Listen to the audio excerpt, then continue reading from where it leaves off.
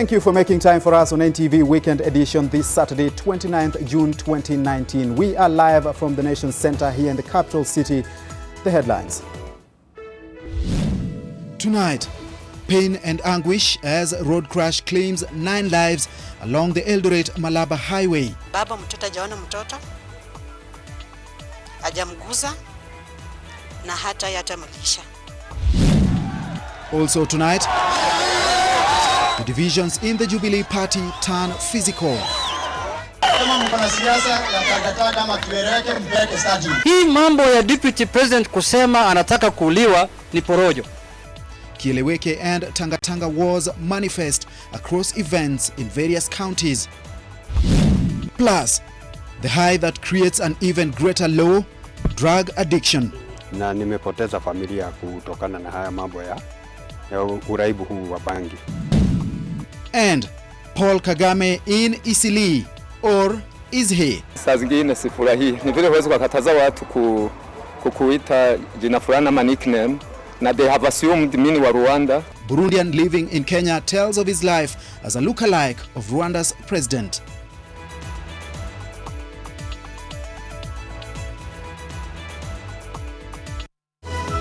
This is NTV Weekend Edition with Edmond Nyabola. Welcome to the broadcast. Our sign language interpreter tonight is Flora Atieno, and we ask for your company for the next 60 minutes. Unfortunately, we begin on a sad note. The roads have once again hosted the crashing end to many lives. 9 people died in a grisly road accident Friday night at Luandeti Market along the Eldoret Malaba highway in Kakamega County's Lugari constituency. 7 passed away on the spot, while 2 others succumbed at different hospitals. NTV's was on the scene shortly after the incident, and Mel Miendo kicks off our broadcast. Friday night and nightfall brought along undesirable darkness along the Eldoret Marakwet highway at Luandeti Market in the county of Kakamega. Wreckages of a 14-seater matatu belonging to North Rift Shuttle, a trailer and a motorcycle sit mangled, and even more devastating are the bodies that were on the scene, lifeless, as rescuers and onlookers tried to get those trapped out while keeping count.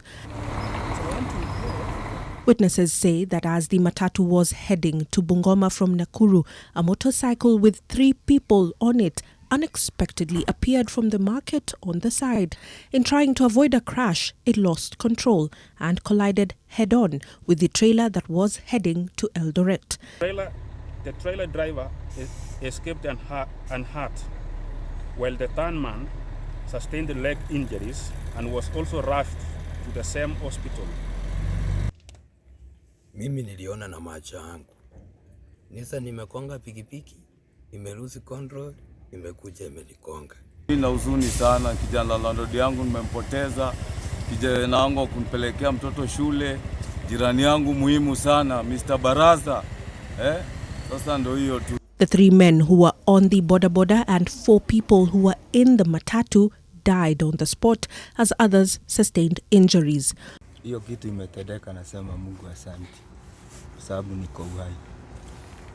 One of the passengers who was in critical condition was among those rushed to Webuye Sub-County Hospital, succumbed to injuries, and another who was taken to Moi Teaching and Referral Hospital in Eldoret also passed on upon arrival. Sana makosa ilikuwa kwa mtu wa pikipiki.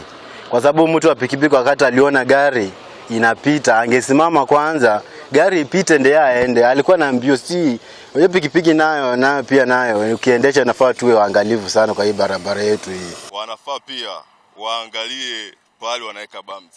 Unaona? Sio unaenda pale kama kwenye mteremko kama hapa hivi unaweka bumps.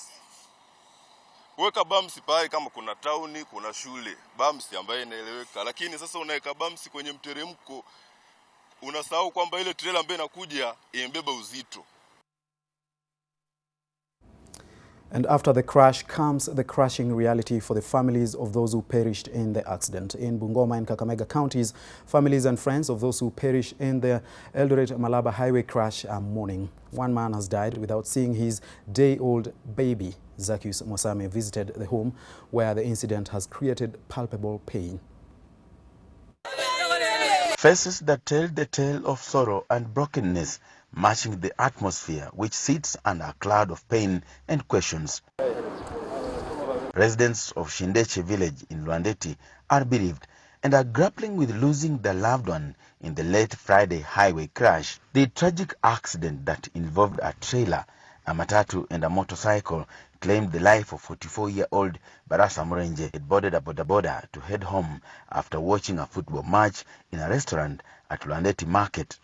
His demise is deep for his family as he never got to see the newest member. Baba mtoto hajaona mtoto, hajamguza na hata yatamlisha. Ni huruma sana mtoto kuwa orphan kiwango hicho, na mimi kuwa widow kwa hiyo njia. Ni huzuni mkubwa. Tunaomba serikali ikapate kushughulika ili maskari wanapofanya kazi barabarani wafanye kazi iliyo ya halali bali wasifanye kazi haramu. Nikamuuliza, Jali, unasema nini? Atuache nikwambia mama, kwa ufupi Papa Barasa amekufa. Hapo nikaanza sasa, nilishtuka kwanza, kanyamaza. Ndio nikaanza kupikia watu masimu. Mwenye napikia ni kama hako na habari, ati nimesikia kweli ajali imefanyika. Mwenye napikia ati hako na habari. Nikapikia hata mama. Mama akasema hakuwa na habari, lakini nikamwambia habari ndio hiyo. His sudden demise has left his family broken as they put plans in place to lay him to rest. Driver alikuwa bado akai. Huyo driver huyo mimi namjua mwenyewe. Kama angesaidiwa angetoka. Lakini huyo driver alikufa kama mimi naona na macho.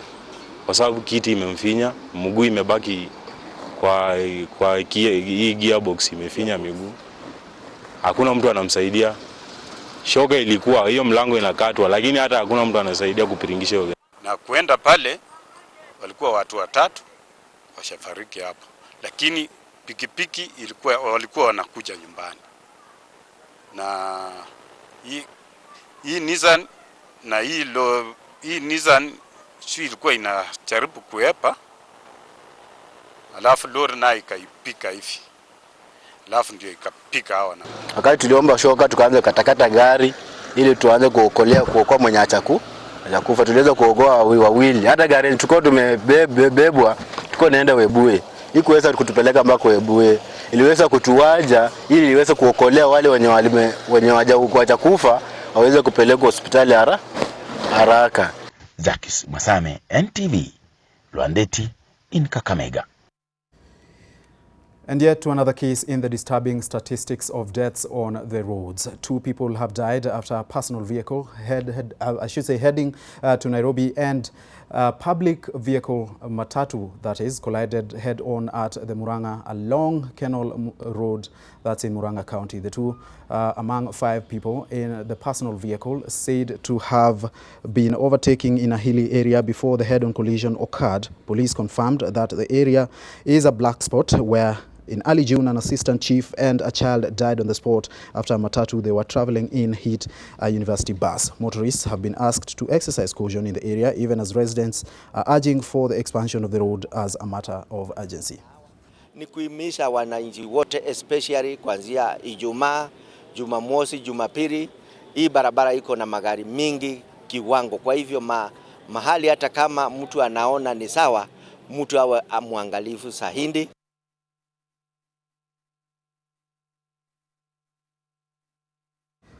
Now, with the number of deaths on the road being attributed to borders, let's get some context by way of numbers. These are the standings by the National Transport and Safety Authority from May 2018 to May 2019. As you can see in the first image there, in 2018 there were 97 fatalities of a billion passengers. These are the people who are actually carried by the borders. In 2019 it went up to 124, that is 27.84%. The second one is death of motorcyclists. And in 2018, the number was 224. In 2019, May, it went up to 250, and that is 11.61% up. Pedestrian fatalities in 2018 were 445, and in 2019, May 485, which is 8.99%. An increase in that case. So you can see that the numbers have actually been going up every single year. Now, the numbers tell a lot and leave a lot more to be desired, and specifically in regard to border borders. The operators have been part of a culture that has seen the law ridden over and disregarded in many instances. NTV Silas Apollo reports on the riders and their culture, where they openly come across as ungovernable and they flout the law in the open, watching eye of police and county askaris who on their part seem helpless. When border borders were introduced into the country, the objective was to provide a reliable, convenient and affordable means of transport, as well as create jobs to thousands of Kenyans. And while part of that objective has been met, it has also come with its fair share of problems. Statistics alone show that border-related accidents have multiplied in the past years, according to the National Transport and Safety Authority. Border riders are often and easily spotted blatantly flouting traffic laws, riding without licenses, carrying passengers and goods beyond capacity and without the befitting attire. Some, like these ones who we filmed on Kenyatta Avenue in Nairobi, even dare to ride on the opposite side of the roads in the full glare of county government officers. They, in the first place, are not allowed into the central business district, but they still ride here, illegally and with impunity. This is manifest across the country. Unajua Boda, mapato yake ni kidogo. Anataka aende Kisumu Road kwa dakika 2 au amerudi town kwa dakika 2. Atumie dakika 4 kwenda na kurudi au amepata 60 bob. Watu ya Boda kuna wazuri na tuna wabaya pia. Kuna wenye wajaelewa kazi yao ni nini. Various police stations have heaps of the bikes which are either after accident shells and mangles or those seized and not claimed. What is more disheartening is that some hospitals have had to turn some of their wards or wings to cater for people involved in border accidents. While the government and the private sector make strides in trying to tame them, the political class often undo the efforts, but some riders say they are different. Tangu tuanze kwenda shule hatujawahi pepa makastoma wawili, lakini inapiti saa zingine tunawapepa. Wengine wanatuambia helmet iko na ugonjwa, iko na disease, anakuambia ni watu wangapi watakuwa wamefai helmet. Besides flouting laws, the accidents caused by borders have been linked to a lack of training of the people taking up the jobs. A majority of them also lack licenses or insurance cover. A task force is in place and is to give recommendations on how to tame the seemingly ungovernable riders on 2 wheels. How radical and implementable will these recommendations be? Will they go in as far as changing the mentality and attitude of many operators? Silas Apollo, NTV. Now, road carnage is no respecter of persons. This has been evidenced by crashes that have claimed the lives or normalcy of some of the high and mighty. Former Nyeri Governor Dr. Gakuru Wahome died in a road crash, and from an inquest into the fatal accident, new details are emerging. For instance, the head of security and aid was a police imposter. Further, there was no emergency response at the crash scene. Melita Oletenges looks at some of the latest revelations and puts them into context.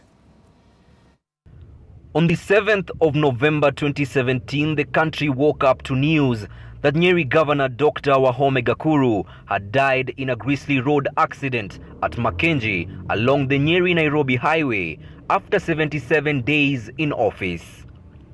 An inquest to establish the circumstances under which the accident occurred has since been launched afresh.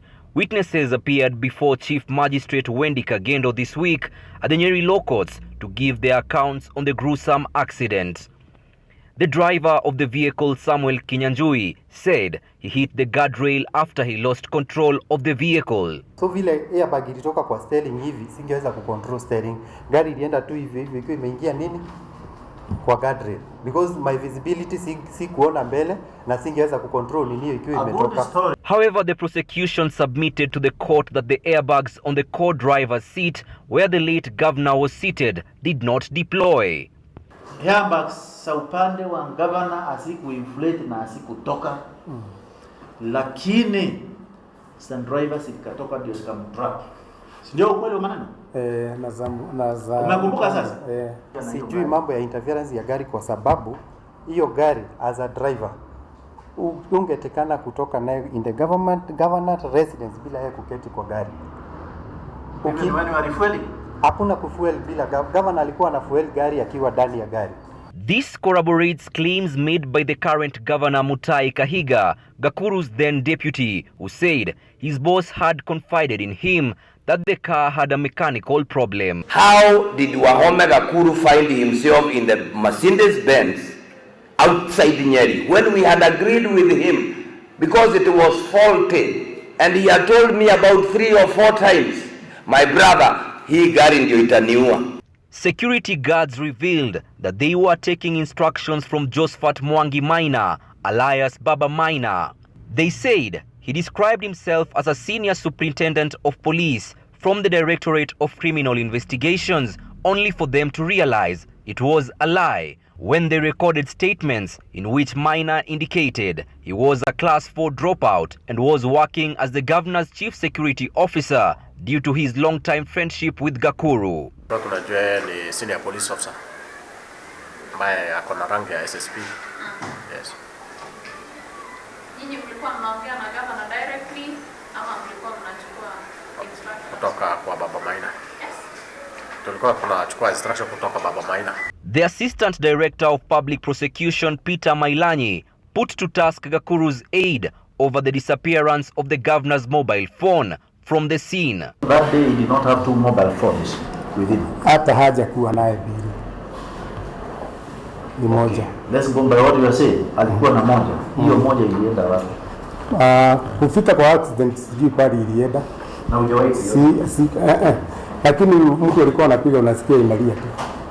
The chronology of the events of the accident presented before the court aimed to establish the cause of the accident amidst claims that Gakuru's death could have been a well-executed assassination and not just a normal accident.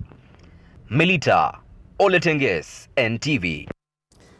Away from that and into a bit of politics. The divisions between the Kieleweke and Tanga factions of the Jubilee party has taken an ugly turn after rowdy youth disrupted Agriculture Cabinet Secretary Mwangi Kiunjuri's meeting in Nyeri County. Kiunjuri was in the county to launch a water project, was caught up in the 2022 succession politics that fueled the commotion. The CS has been at crossroads, faced with the pressure of supporting President Uhuru Kenyatta and declaring support for his deputy William Ruto ahead of the 2022 election. Agriculture Cabinet Secretary Mwangi Kiunjuri was in Gatitu, Nyeri County, to launch a water project funded by the national government and to donate avocado seedlings to residents. But the CS was caught up in the 2022 succession politics after Tanga as Kieleweke politics played out. Sensing the tension, Kiunjuri addressed the charged crowd and read the Riot Act. Chunge zaidi. Manake kama vile inapiganwa, watu wanatafuta mahali ya kupigania. Mtu apigani ndani ya nyumba yake. The meeting was brought to halt after the arrival of Nyeri MP Ngunjiri Wambogo, who was accompanied by Boda riders chanting Kieleweke slogans. But things turned chaotic when area MCA Simon Uturi stood to speak. Supporters of the two camps exchanged blows. Some youth confronted the MCA, removed him from the dais, and he was rescued by police officers.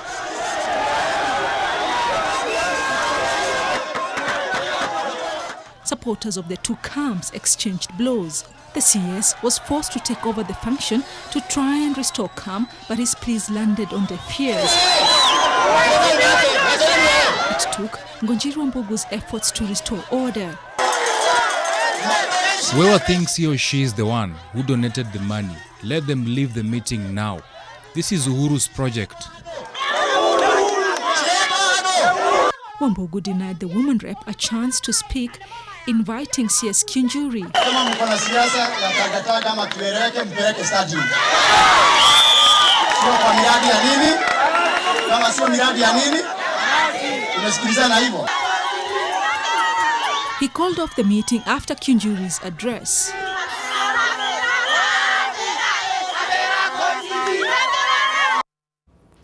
And to more politics, a section of leaders from the Jubilee party have assured Deputy President William Ruto of their support in his bid to succeed President Uhuru Kenyatta in 2022. The leaders were speaking in Nandi County, where they joined the DP in the commissioning of the Tinderet Technical and Vocational Training Institute.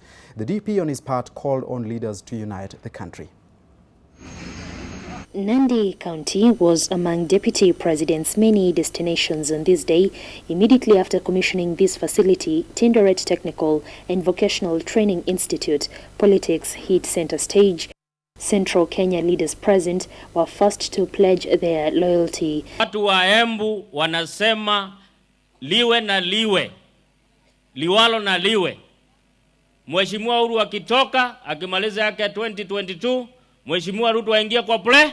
The Deputy President is keen to consolidate his homegrown support, but he is yet to achieve undisputed loyalty from politicians from the Rift. An alleged plot to assassinate the DP has become political fodder. Ile mambo Deputy President ya maneno ya assassination hiyo inakorogwa namna hii. Sisi tumesema ya kwamba every person who has been mentioned on this issue must step aside or be suspended to give us an opportunity to do thorough investigation.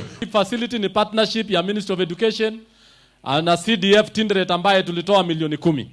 Na mimi nataka nihakikishie nyinyi kama ministry na serikali tutaweka wanafunzi mpaka wajae hapa. Even as a majority of Nandi leaders converged here for the DP's visit, their in-house cracks remain unresolved, with the bone of contention being the emotive topic of land.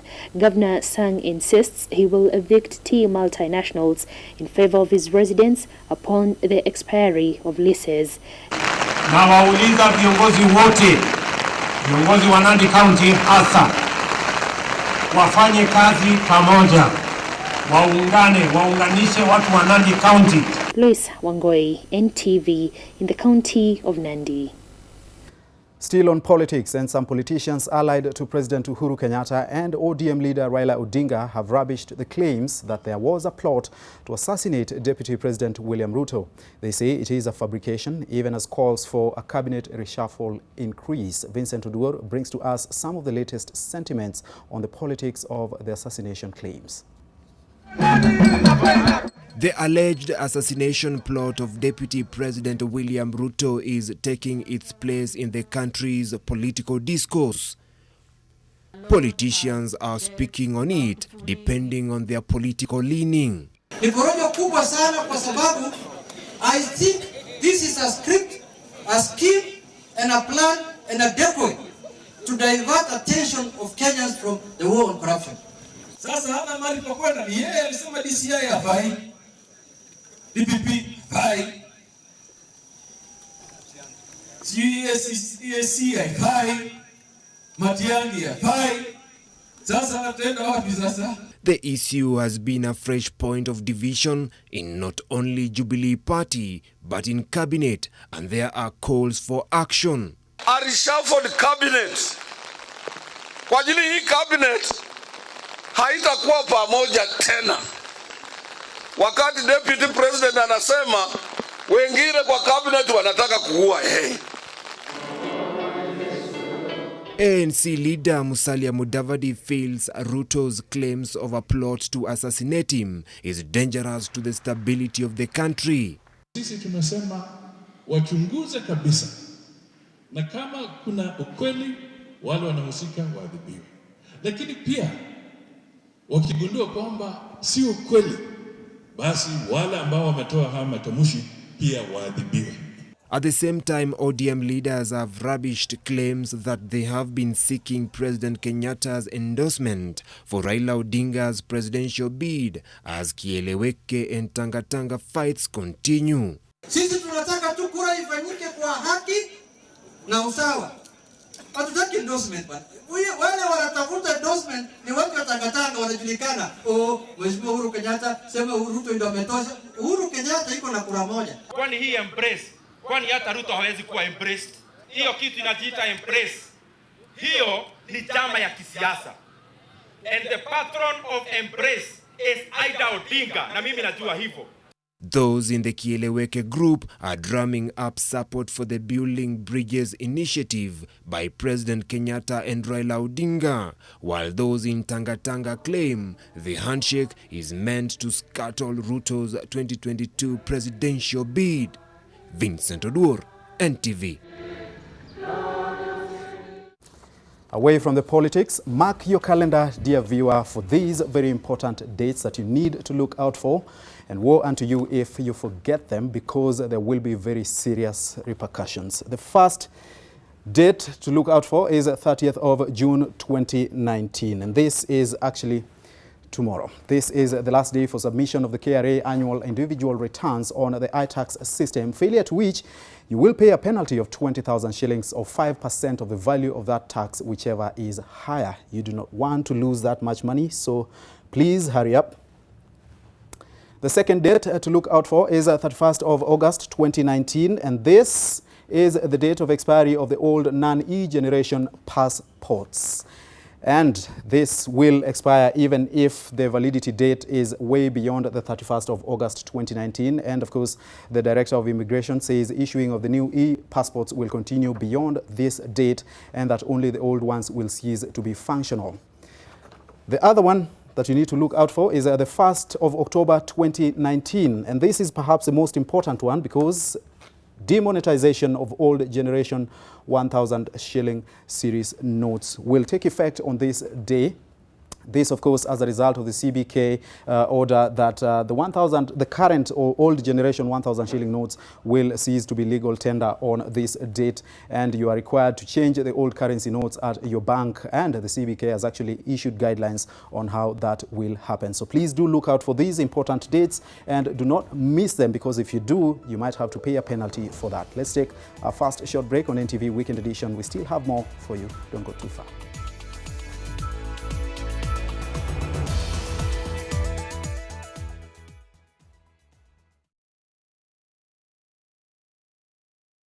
Why are you filming, Mummy? To help people stop getting sick. People think the weather makes them sick.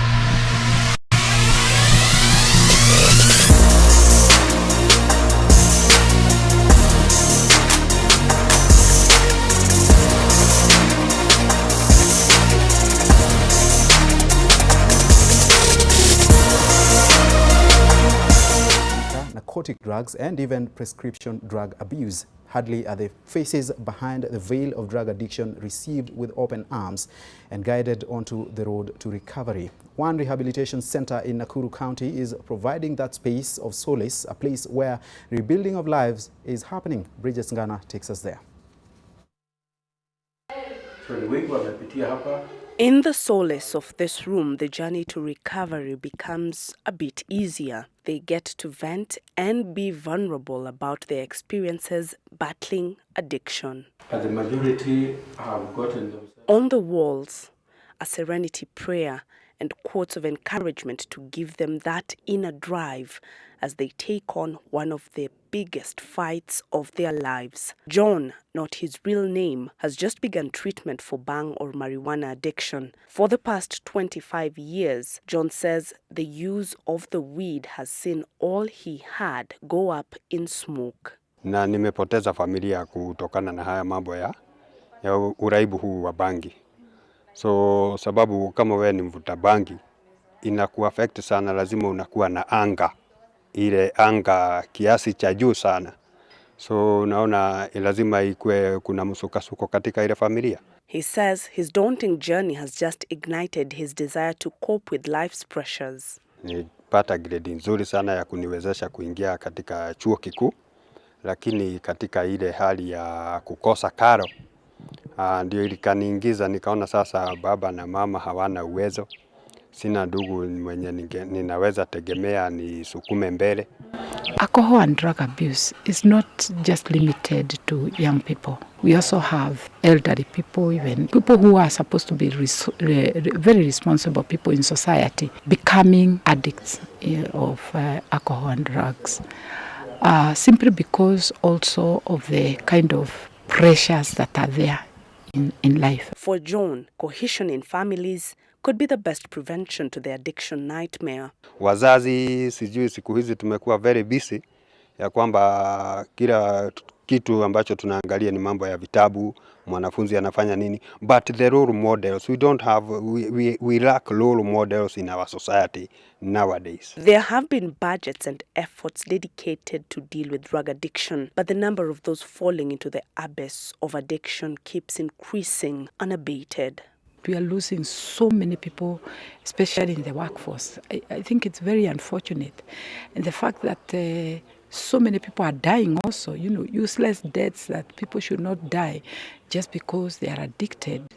I think something needs to be done as a matter of urgency. Every now and then, the Kenyan public will be subjected to anti-drug abuse and alcohol addiction campaigns, both from the government and non-governmental organizations.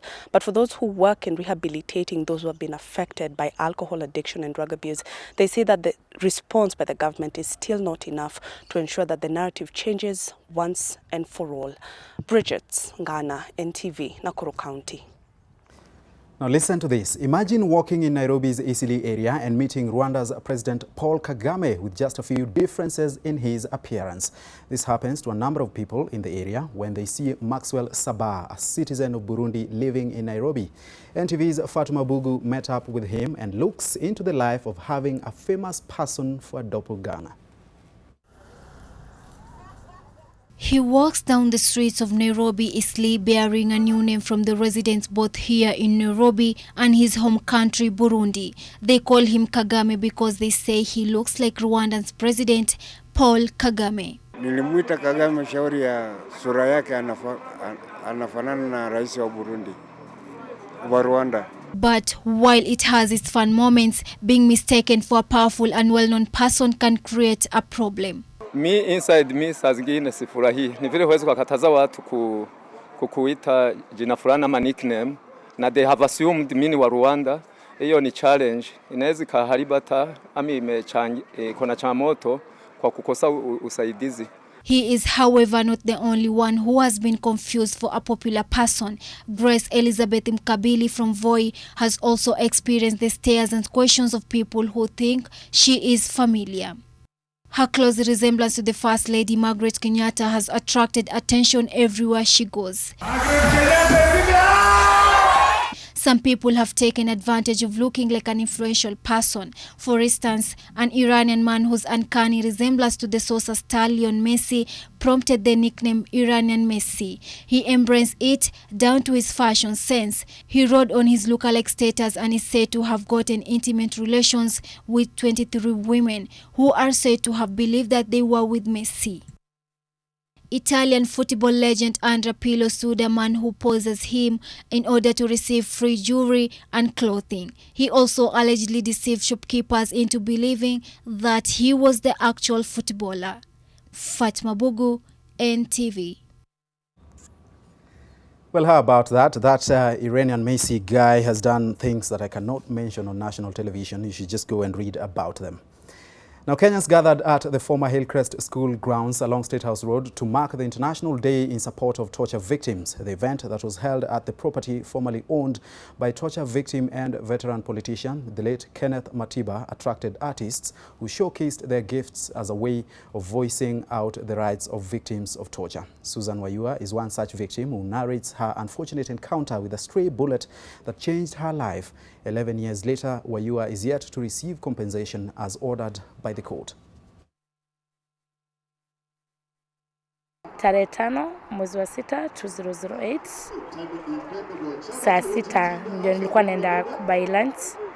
Kukawa kuna jirani 500 meters walikuwa wanazozana kuhusu mabati. Mob kitaka kupiga ule mpita njia, askari wakakuja kusaidia ule ambaye anapigwa.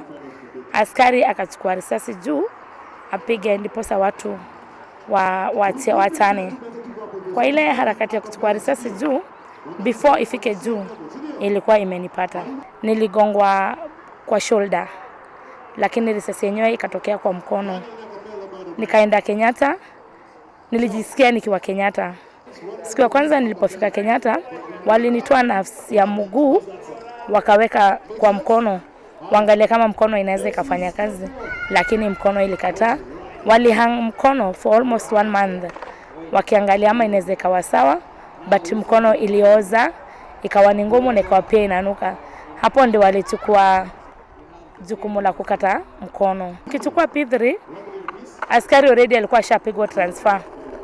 Hapo ndio nikakuja mama akaambiwa sasa afuate kesi.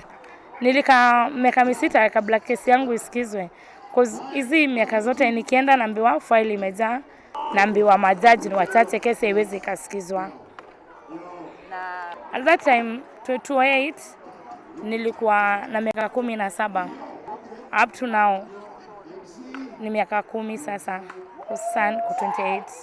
Imekuwa ni challenge kwangu cause unaona bila mkono vitu mingi huwezi ukafanya, huwezi ukafua. Vitu mingi unanidi ulipe mtu ndiye akufanyie.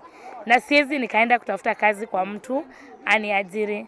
Kwangu imekuwa ni challenge, lakini nang'ang'ana tu na maisha. Niko na watoto 2 na mimi tu ndio nawatafutia. Mimi ndio baba yao, mimi ndio mama yao. Sasa wakili wangu alikuwa ananieleza ingelikuwa ni mtu binafsi tunaweza tukatuma optionia waende wafanye go ahead, lakini hii ni serikali na serikali hakuna kitu unaweza ifanya. Unangoja tu usikize venye Matiang'i atasema yeye ndiye anafaa ku release pesa yangu. Hii siku kwangu unakumbuka siku nililuzi mkono juu ni torture. Sasa mimi nasema tu kama sasa mwenye alinifanya nikawa kiwete kwa sasa already nishalema. Yeye yuko tu sawa. Yeye alitoroka, aliweza kwenda mali alienda, but mimi maisha yangu bado hayuko sawa. 11 years of keeping someone without compensation and without some kind of compensation for an abrogation of their rights is itself a violation of rights. 38 minutes past the hour. We take another break on NTV Weekend Edition. We still have Women in Power and your favorite Saturday segments, so stay with us.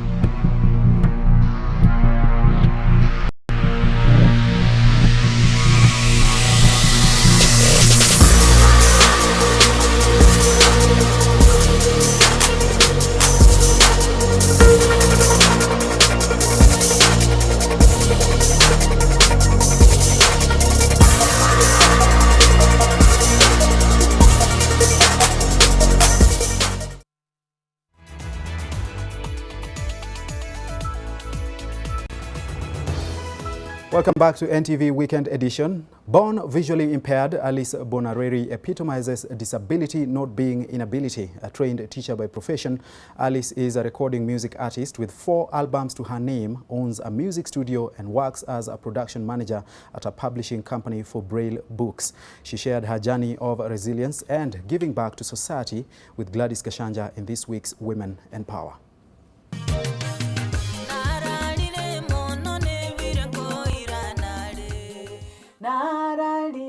Ninaitwa Alice Bonareri aka Bonabi. Nilizaliwa na shida ya kutoona. Nilienda shule ya wasioona ya Kibo School for the Blind primary. Alafu nikaenda secondary Thika School for the Blind. Ndio nikamalizia Kenyatta University.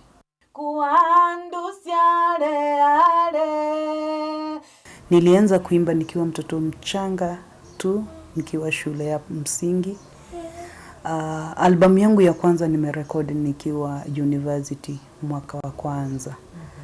Kenyatta University 2007. Nikakuja nikarekodi album yangu ya pili inaitwa Nararire, I've Slept and Forgotten That the Lord is Coming Back in the year 2015. In the same year I did another album called Naikwa Weneire, You're Worthy, O Lord. And then in the year 2019, I did another one, Ahadi Zako. Music has done so much for me. It has made me connect with great men and women of God. It has made me sit and dine with kings. Because like the last one I had, I was invited by State House to sing for the president at Madaraka in Narok. Kuna wazazi akiona mtoto wake akona shida, wanampembeleza, wanambeba. So mtoto hajui chochote. Lakini wazazi wangu wakati waligundua siwezi kulima shambani, wazazi wangu walisema kwamba kama huwezi kulima enda uoshe vyombo, enda panguza, enda fagia. So nilipata hiyo kukaa kujikubali. Some of the challenges ulipitia ni kama zipi? Nasikia watu wanakusengenya tu. Tokea huyu mlevi asikugonge kwa barabara. Saa zingine unaambia mtu nisaidie kuvuka barabara. Tafadhali niende on the other side. Mtu anaona ni kama unamdanganya, unampeleka the other side. Uende unampeleka kwa wakora wengine. Mwambie tumemsalimia. Kutokana na huu muziki nilifungua foundation inaitwa Bonabi Foundation. We give back to the society. I'm free kusema ukweli, tulipatana, baba yake aliniona on social media. Alinipata on Facebook, akanitumia message. Kaniambia mimi niko, kwa sababu nimeangalia profile yako naona wewe ni mlemavu. Kusema ukweli huyu mtoto wetu tumemficha sana kwa sababu hatujakubali. Na akaniambia walivyozaa huyu mtoto mamake alitoroka. Ile iliniguza sana ni kwamba huyu mtoto anawekwa ndani ya sufuria, anatembezwa. Then babake akaniambia me the only thing I need from you people, the only thing I need ni mtoto wangu apate at least wheelchair. Kwa sababu kwa hiyo sufuria ndani ana hiyo freedom ya movement. Kwa kweli tulipochuana na Alice, kutoka wakati huo nilianza kukubali mtoto wangu. Nikaanza kumkubali mtoto wangu ni mlemavu. Na nikaanza kuwa free hata kwa post za Facebook yangu napata naeka mtoto wangu akiwa mlemavu namna hiyo. So niko proud of him. Wazazi ama guardians wale ushughulikia watoto wenye wako na ulemavu, unaweza kuwa kwamba umeficha baraka.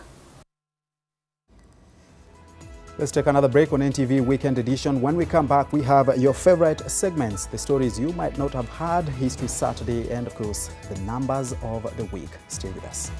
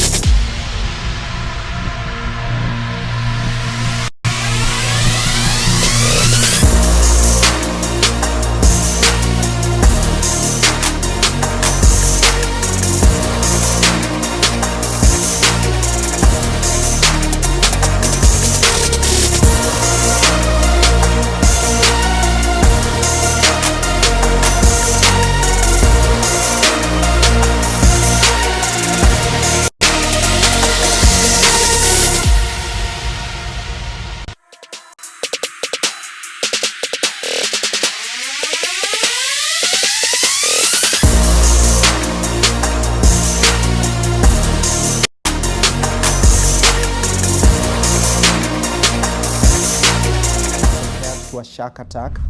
A study shows that between October 2011 and November 2017, at least 259 people died while taking selfies around the globe through various ways, compared to just 50 people killed by sharks in the same period. And the death toll has crept up incrementally each year as sophisticated smartphones become even the more of the norm, prompting you, I should say, to take bigger risks for that perfect shot. You might need to affirm your safety fast the next time you turn that camera. Have you heard about these intelligent shopping trolleys that help transport goods safely inside a supermarket and you don't have to push them around? Formerly known as automatic guided vehicles, these new machines have been designed to work around the clock and safely within the supermarket floors and even to your car outside the store. The only limitation is that there is no space for your children to ride in them, and I don't think these Kenyan kids will love them much. By the way, have you heard about these low-cost solar cars that help conserve the environment? These smart cars are purely powered by solar energy and have been part of a race organized in Cyprus to show that even with a low-budget vehicle, it is still possible to drive and protect the environment. Well, apart from the fact that the roof looks like you're transporting iron sheets or timber in the village, I think these cars would be good for excessively polluted cities. And woe unto you if you run out of charge and the sun disappears. And oh, have you heard about this dog that has officially retired after about a decade in service? The Mexican Army organized a befitting honor for Golden Labrador Frida, the canine credited with saving 12 people's lives and locating more than 40 bodies after the Mexico earthquake of 2017. She has taken part in 53 rescue operations across Mexico, Haiti, and Guatemala, and also in Ecuador. Maybe it's time for you to retire that beast of burden too. Yes, that donkey that you keep overworking at your home. Time now for History Saturday, where we review the events of decades past that made headlines, starting with some that touch closer home. On 27th June 1978, one of Kenya's most celebrated runners, Henry Rono, set a world record in the 3,000 meters race of 7 minutes 32.1 seconds. In a span of only 81 days in the same year, he broke 3 other world records: the 10,000 meters, the 5,000 meters, and the 3,000 meters steeplechase, an achievement unparalleled in the history of distance running. Congratulations to this great man. On 24th of June 2016, British Prime Minister David Cameron resigned after the UK voted to leave the European Union. Cameron had widely campaigned for the No team, asking Britons to resist the calls to divorce the European Union. It is during the campaigns that he pledged to step aside if the Brexit vote passed. 52% of Britons voted to leave Europe, and the process has been marred with challenges to this day. On 25th of June 2009, American recording artist, entertainer, and king of pop music Michael Jackson died of cardiac arrest, aged 50. Michael had dominated the world of pop with many thrilling hits, which gained him global recognition and earned him millions of dollars in fortune. He would have turned 61 in August. Even in death, Michael is still the 7th highest certified music artist in the US with 84 million album certifications. May his soul keep resting in peace. On 26 June 1960, Somaliland, which was an autonomous region of the larger Somalia, was granted independence by the British government, becoming the 15th African country to do so. A day later, British Somaliland became part of Somalia. However, following a civil war and the collapse of Somalia, Somaliland withdrew from the Union and reclaimed its independence on 18th of May 1991. On 30th of June 2002, Brazil became the first country to win the FIFA World Cup a record 5 times. The Seleção beat Germany 2-0 at the Yokohama International Stadium in Japan for their historic title in the first World Cup to be held in Asia. Legend of the game, Ronaldo scored twice in that final, and remember that famous haircut? Only Germany and Italy come close to Brazil with 4 World Cup titles. Time now for the week in numbers, where we look at the big numbers that dominated the news week. Our first big number is 4. This is the number of cabinet secretaries named in a letter alleging a plot to assassinate Deputy President William Ruto. Trade Cabinet Secretary Peter Munya, his counterpart from the ICT department, Joe Musheru, and Health CS Cicely Kariuki appeared at DCI to record statements on the allegations. Transport Cabinet Secretary James Macharia was away in China. This is in relation to a meeting held at Lamada Hotel in May by leaders from Mount Kenya region, in which the DP says a plot was hatched to stop his 2022 presidential bid. Our second big number this week is 1.5 billion shillings. This is the amount of money the government spent in buying its own land in what has become to be known as the Ruaraka land scam. The money was paid to one Francis Mburu for land belonging to 2 schools in the area. The High Court on Friday found that the land actually belonged to the public, should not have been paid for, and was sold as a result of the National Lands Commission misleading the Education Ministry. Our next big number this week is 204. This is the number of individuals and directors of companies summoned by the Directorate of Criminal Investigations for questioning of a fraud involving millions of shillings in the post-paid billing system at Kenya Power Company. The DCI says the money was lost through collusion between the Kenya Power staff, brokers, and over 5,000 customers in what may be the reason your bills are still high.